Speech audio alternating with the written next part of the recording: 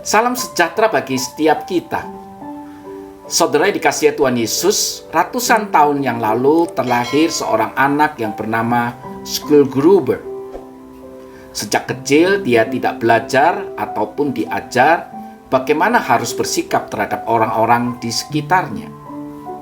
Ini dikarenakan orang tuanya tidak mengajar apa yang benar atau apa yang salah.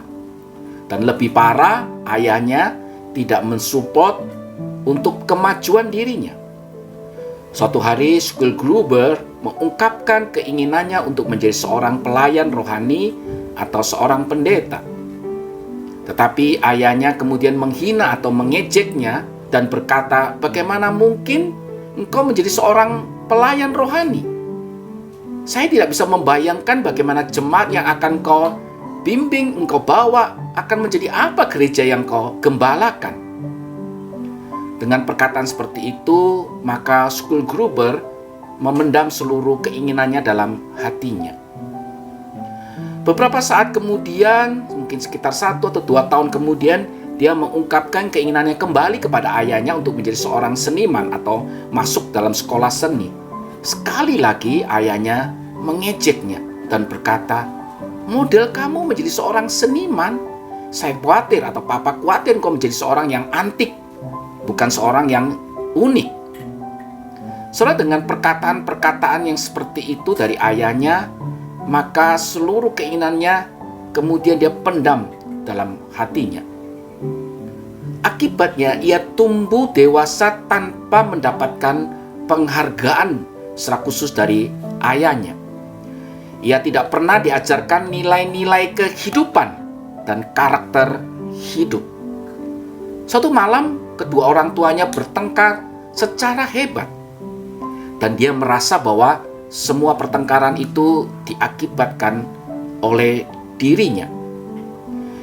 Di tengah situasi pertengkaran orang tuanya itu, Schull Gruber memutuskan untuk kabur dari rumahnya.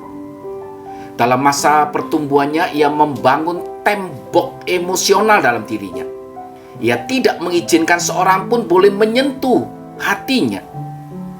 Sehingga kemudian dia timbul belas kasihan dalam hidup dia. Ia tumbuh dewasa dan kemudian dijuluki Adolf Hitler. Hitler memang seorang pemimpin besar, tetapi ia bukan pemimpin yang baik. Ia seorang pembunuh. Ia gagal menggunakan seluruh karisma dia, seluruh talenta yang dia miliki untuk memuliakan Allah.